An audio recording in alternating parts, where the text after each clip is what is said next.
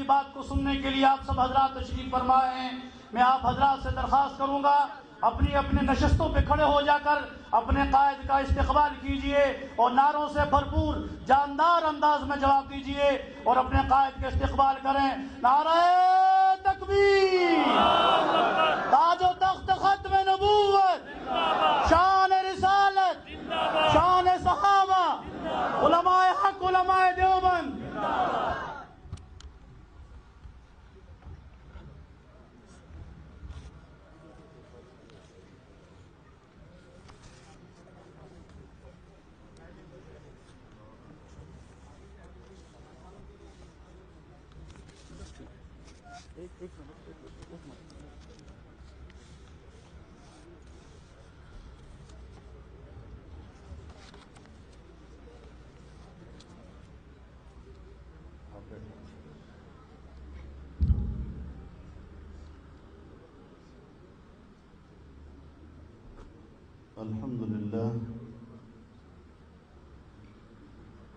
الحمد لله وكفى وسلام على عباده الذين اصطفى لا سيما على سيد الرسل وخاتم الأنبياء وعلى آله وصحبه ومن بهديه مهتدى. أما بعد فأعوذ بالله من الشيطان الرجيم. بسم الله الرحمن الرحيم. يا أيها الذين آمنوا إن تطيعوا الذين كفروا يردوكم على أعقابكم فتنقلبوا خاسرين بل الله مولاكم وهو خير الناصرين. صدق الله العظيم.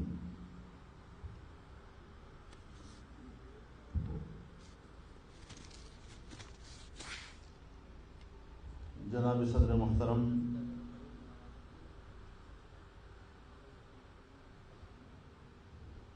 آزاد جموں کشمیر کی جمعیت علماء اسلام کے تمام ذمہ دار ساتھیوں، میرے بزرگوں، بھائیوں،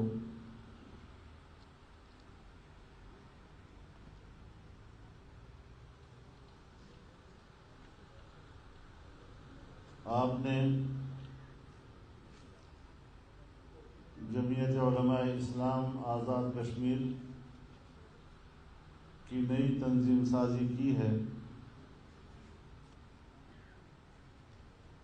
اور تمام اضلاع اور ڈویژنوں اور صوبے کے عہدیداران یہاں موجود ہیں.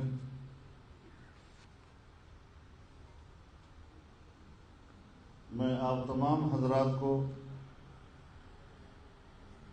مبارکباد پیش کرتا ہوں.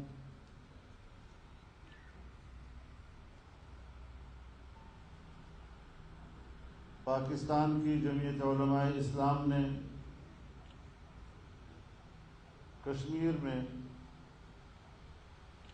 ہمیشہ یہاں کی جمعیت کو اپنا نمائندہ سمجھا ہے اور آج بھی مجھے یہی امید ہے کہ انشاءاللہ جس طرح ہمارا ماضی ایک ہے اس طرح ہمارا مستقبل بھی ایک ہے.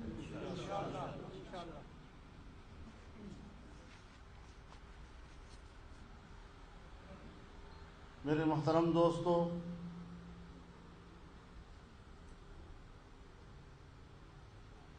حضرت مولانا سعید یوسف صاحب نے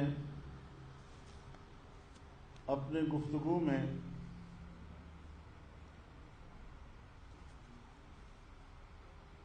مودی سرکار کے مظالم کے خلاف پاکستان کے عمران خان سے شکوہ کیا کہ انہوں نے کوئی سفارتکاری کا فرض سر انجام نہیں دیا ہے. انہیں معلوم ہونا چاہیے کہ دنیا میں کچھ لوگ ایک کیٹیگری کے ہوتے ہیں. عالمی سطح پر ٹرمپ ہمارا عمران خان اور انڈیا کا مودی یہ ایک ہی کیٹیگری کے لوگ ہیں. یہ توقع رکھنا کہ وہ ان کا محاسبہ کریں گے. یہ تاریخ کے وہ مجرم ہیں کہ جنہوں نے کشمیر کو انڈیا کے حوالے کیا اور یہ کشمیر فروش اب مگرمچھ کے آنسو بھی بہا رہے ہیں.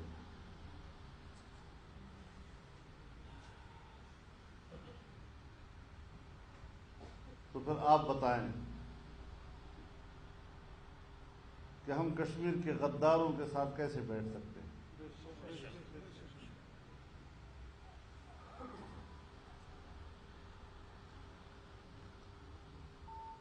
کشمیر پر ہمارا موقف ہمیشہ بڑا واضح رہا ہے.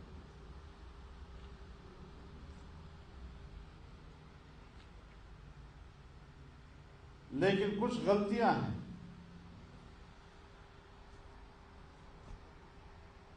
جو ریاستی سطح پر ہم سے ہوئی.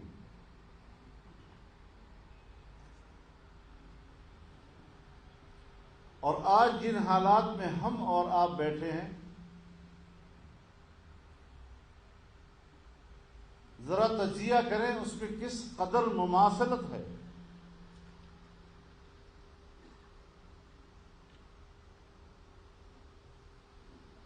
ہمارے ہاں فاٹا کو دستوری لحاظ سے ایک خصوصی حیثیت حاصل تھی، اس کا اپنا ایک اسپیشل اسٹیٹس تھا. انڈیا میں کشمیر کو ایک خصوصی حیثیت حاصل تھی اور ہندوستان کے آئین نے اس کو یہ خصوصی حیثیت اور اسپیشل اسٹیٹس دیا تھا.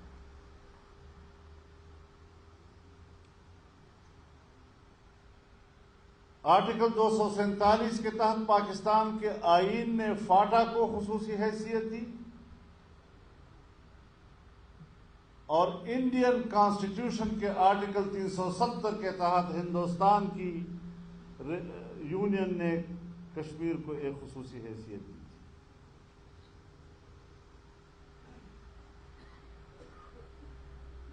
ہمارے ہاں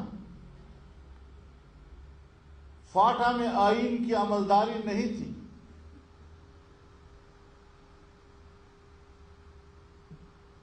وہاں کشمیر میں انڈیا کے آئین کی عملداری نہیں تھی.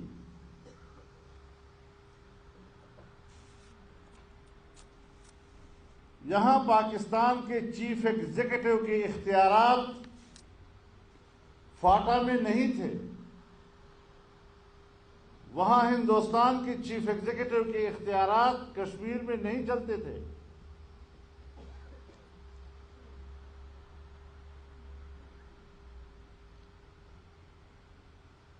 یہاں پر صدر مملکت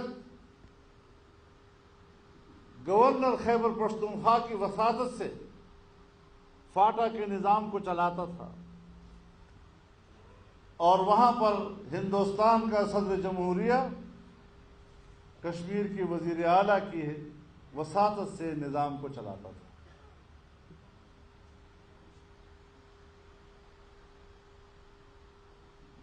تو یہ ہم نے کیا، وہ انہوں نے کیا.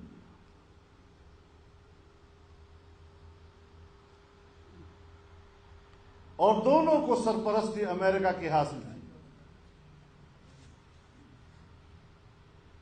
یہ بین الاقوامی 9/11 کے بعد بین الاقوامی قوتوں کے دنیا میں جغرافیائی تبدیلیوں کا نقطۂ آغاز ہے.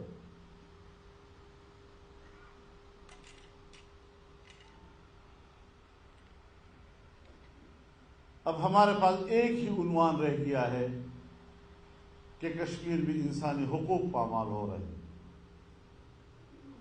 ہمیں اس پر بات کرنی چاہیے. انسانی حقوق کا مسئلہ ہر جگہ ہے، وہاں پر ہے تو ہمارے ہاں بھی. فرق صرف اتنا ہے کہ ہم وہاں پر ریاست کو دہشت گرد کہتے ہیں اور یہاں پاکستان میں قبائلیوں کو دہشت گرد کہتے ہیں۔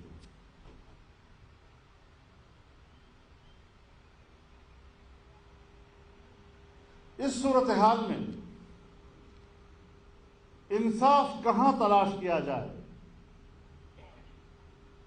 اپنا رونا کہاں رویا جائے، کس کے سامنے فریاد رکھی جائے،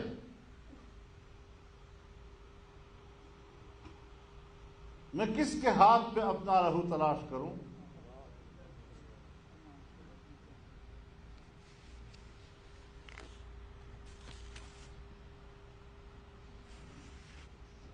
وہ کشمیری جو آنے والے مستقبل میں اپنی آزادی کا خواب دیکھ رہے تھے، آج ان کے آزادی کے خواب چکناچور ہو گئے۔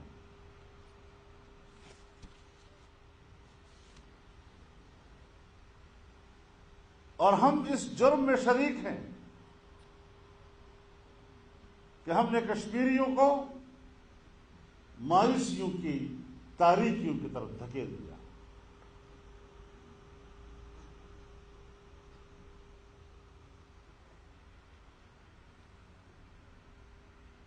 تو ایسی صورتحال میں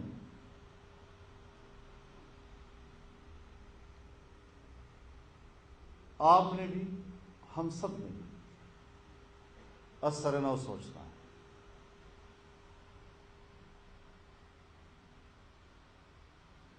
آج ہم ایک نیا موضوع اٹھا رہے ہیں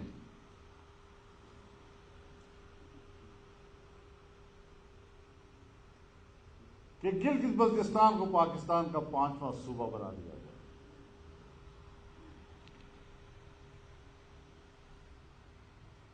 بظاہر تو بڑی خوبصورت بات ہے،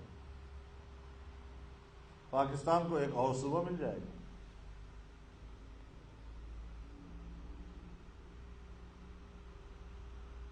لیکن 72 سال سے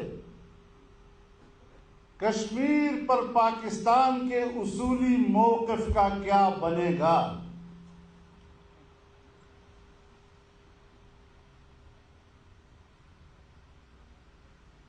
لداخ ہو، جموں ہو، وادی کشمیر ہو، گلگت ہو، بلتستان ہو،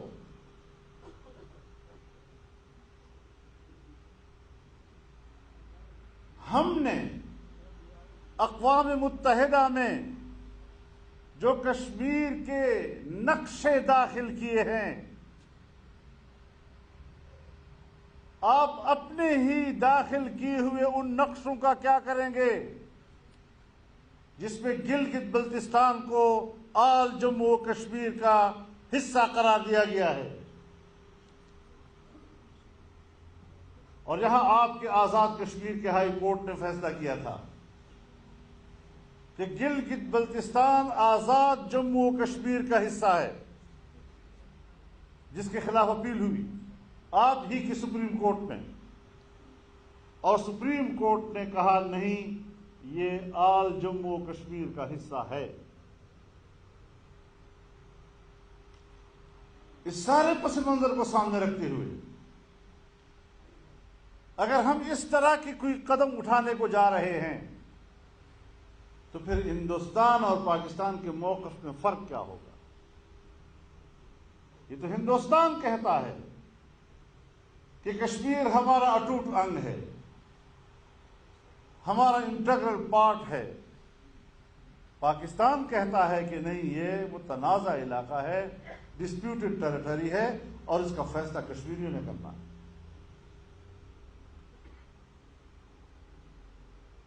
تو ہمیں بتایا جائے کہ ہم کہاں کھڑے ہیں، کس چوراہے پر ہم نے کشمیریوں کو لا کر کھڑا کر دیا ہے۔ 70 سال ہم نے ان کے خون پہ سیاست کی، 70 سال ہم نے ان کے ماؤں، بہنوں اور بیٹیوں کی عصمتوں پہ سیاست کی، 70 سال تک ہم نے ان کے چہروں سے ٹپکتا ہوا خون دنیا کو دکھایا اور کہا کہ ہم اس کشمیری کے لیے لڑ رہے ہیں.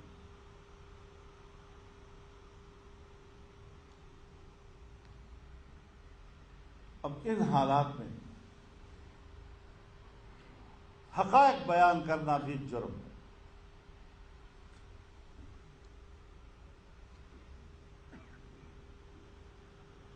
تو ہمیں سوچنا چاہیے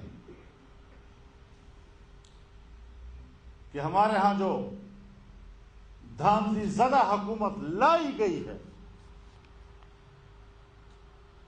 اس کے ذمے عالمی ایجنڈے کے تحت کچھ کام ہے.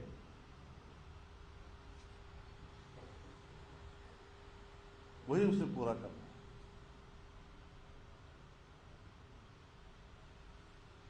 سو ہم نے تو اول روز سے اس حکومت کو تسلیم ہی نہیں کیا.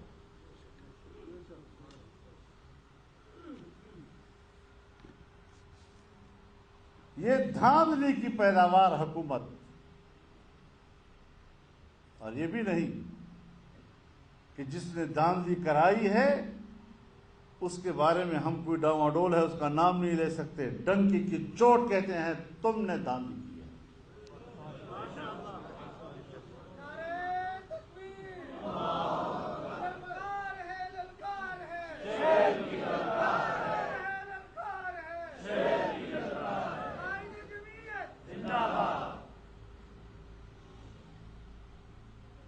ہم واضح طور پر اپنا موقف رکھتے ہیں. یہ دن تو گزر جائیں گے،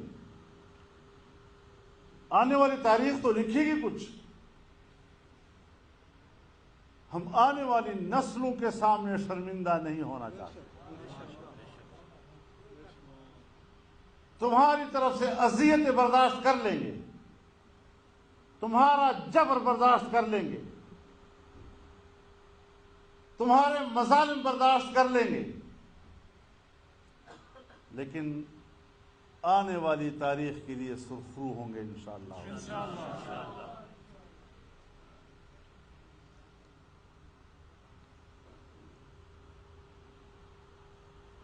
میرے محترم دوستوں،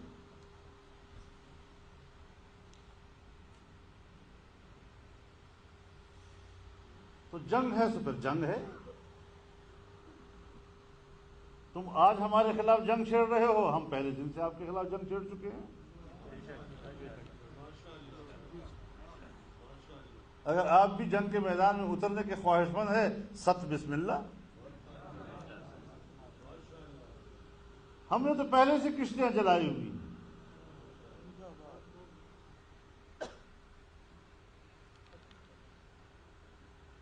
علماء کرام آپ کو بتانا چاہتا ہوں،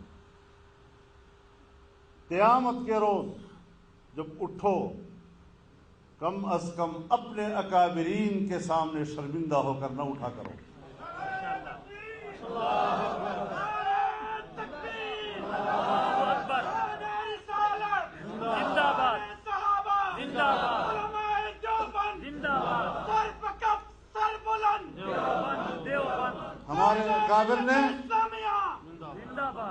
ہمارے اکابر نے آزادی کے لیے جو قربانیاں دی ہیں، کم از کم آقائے نامدار تو بہت بڑی عظمت کی بات ہے. کم از کم حضرت شیخ الہند کے سامنے منہ دکھانے تو قابل ہو جاؤ.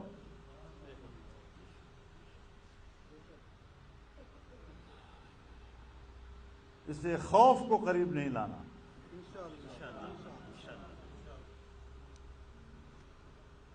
ہم نے لڑنا ہے انشاءاللہ، جرأت کے ساتھ لڑنا ہے، اور ان پر ثابت کرنا ہے کہ تمہاری یہ گیدڑ بھبکیاں کام نہیں آ سکیں گی. ہمارے قدم بڑھاؤ، ہم تمہارے ساتھ ہیں. ہمارے قدم بڑھاؤ، ہم تمہارے ساتھ. نعرہ تکبیر، اللہ اکبر. تو میرے محترم دوستو،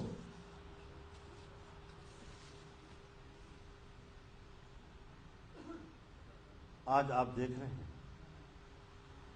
ہمارے پاکستان میں گڈ گورننس کا تو نام و نشان بھی نہیں رہا. افراتفری کا عالم ہے. کوئی نظم و ضبط نہیں، اور ان قوتوں کا کنٹرول ہے کہ جن کی کوئی آئینی اور قانونی ذمہ داری کنٹرول کرنے کی نہیں ہے۔ مجھ سے تب پوچھا جائے کہ میں قانون کو ہاتھ میں لے رہا ہوں اگر میرے ریاستی ادارے قانون کو ہاتھ میں نہ لے رہے ہوں۔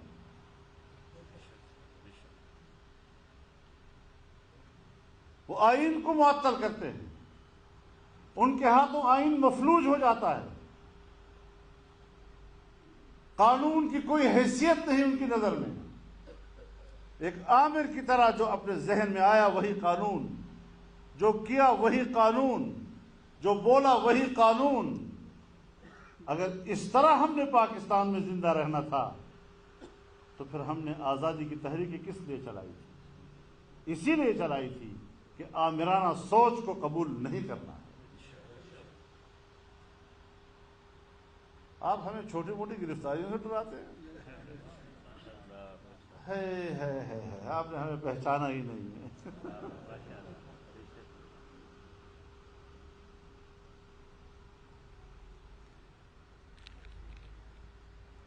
ہمیں نہ آزمایا کرو،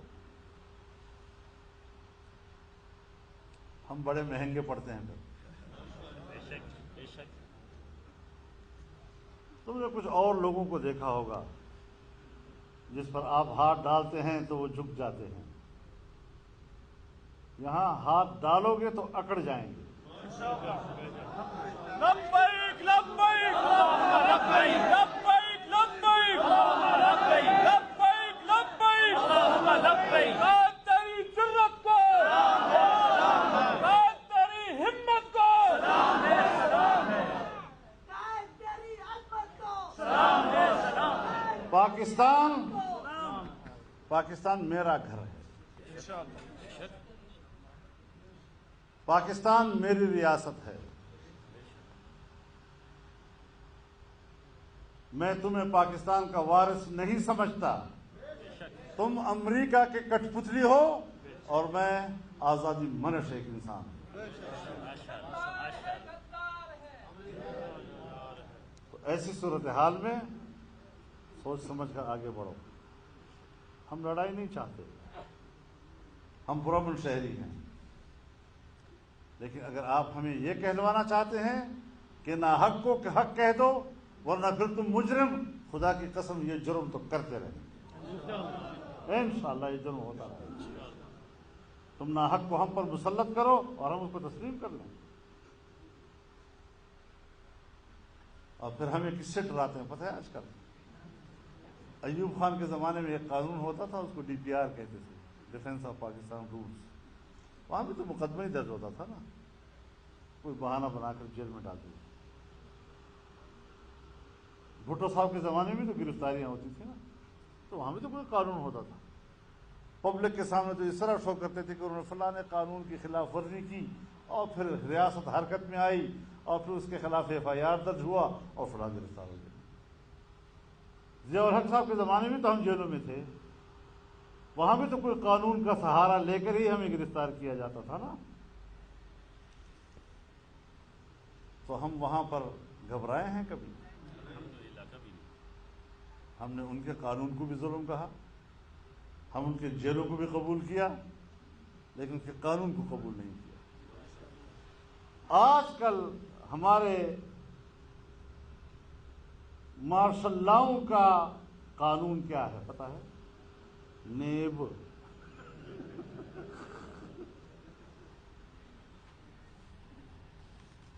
تو جس طرح ہم نے اس زمانے میں جبر کے قانون کو تسلیم نہیں کیا، ہم نے آج بھی تمہارے نیب کو تسلیم نہیں کیا۔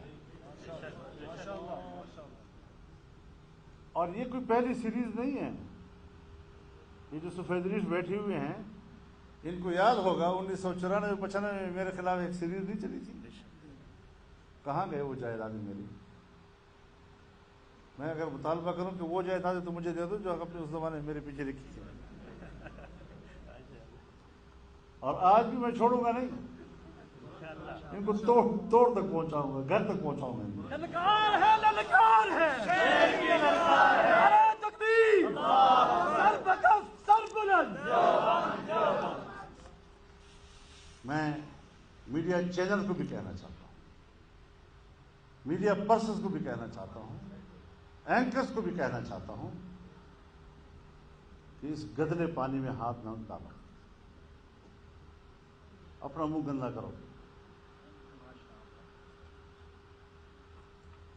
تمہیں کسی سے واسطہ نہیں پڑا تھا، تمہارا کام، ریاست کا کام یہ ہے کہ وہ شہریوں کی کردار کشی کرے،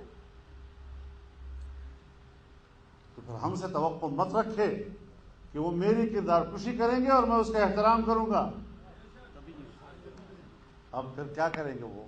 پھر اسمبلی سے قانون پاس کریں گے، ہماری بے احترامی کرنا، اس کا اتنی سزا ہوگی اور اتنی سزا ہوگی۔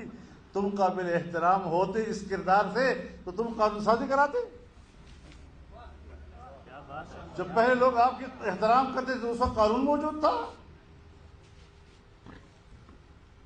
سیاستدانوں کو پکڑا جا رہا ہے، جیلوں میں ٹھوسا جا رہا ہے نیب کے وساطت سے۔ یہ شکر ہے کہ ہم نے اول دن سے مانا ہی نہیں۔ جب آئین پر نظر ثانی ہو رہی تھی میں چیخ رہا تھا اس کمیٹی میں کہ اس نیب کو ختم کرو، یہ مشرف کا ادارہ ہے، یہ ایک ڈکٹیٹر کا ادارہ ہے۔ ہماری نہیں مانی گئی۔ اب بیچارہ شہباز شریف صاحب بھی جیل میں ہے، اس کا بیٹا بھی جیل میں ہے، اس کا بھائی بھی باہر ہے، پیپلز پارٹی والوں کا بھی یہی حال ہے۔ تو اس قسم کی چیزوں پر ہم ان گرفتاریوں کو بھی ایک سیاسی ہتھ کنڈا اور حربہ سمجھتے ہیں۔ اگر شرعی عدالت قائم ہوتی ہے تو پھر تو فوراً سوال اٹھتا ہے متوازی عدالتیں ملک میں قائم ہو گئی، لیکن جب نیب کا ادارہ بنے گا تو وہ متوازی عدالت نہیں ہے جس کو تم نے صرف سیاستدانوں کی کردار کشی اور حزبی اختلاف کو دبانے کے لیے بنایا ہے، جس کا کام ہی یہی ہے۔ تو پھر اس سے ہم تو نہیں ڈریں گے انشاءاللہ، ہم تو ایک ایک کا حساب دیں گے اب انشاءاللہ۔ اس طرح نہیں ہے کہ ہم اس طرح ملک میں غلام بن کر رہ رہے ہیں۔ ہم نے جس گھاٹ سے پانی پیا ہے وہ غلامی کو قبول نہیں کر سکتے۔ میں ریاست میں ایک آزاد شہری کی حیثیت سے اور محترم کی حیثیت سے زندہ رہنا چاہتا ہوں، اور بخدا بڑے بڑے عہدوں پر فائز لوگ، بڑے بڑے رینکوں والوں سے بھی اپنے آپ کو محترم سمجھتا ہوں۔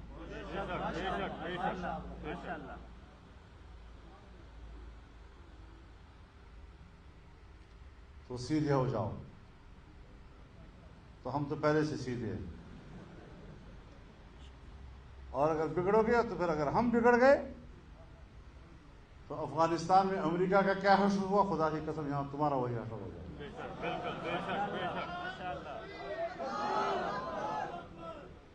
انہوں نے تو بندوق سے جنگ لڑی نا، تو ہم تو بندوق سے بھی جنگ نہیں لڑیں گے، ہم تو ایسے ہی تمہیں میدان میں گھسیٹتے چلے جائیں گے۔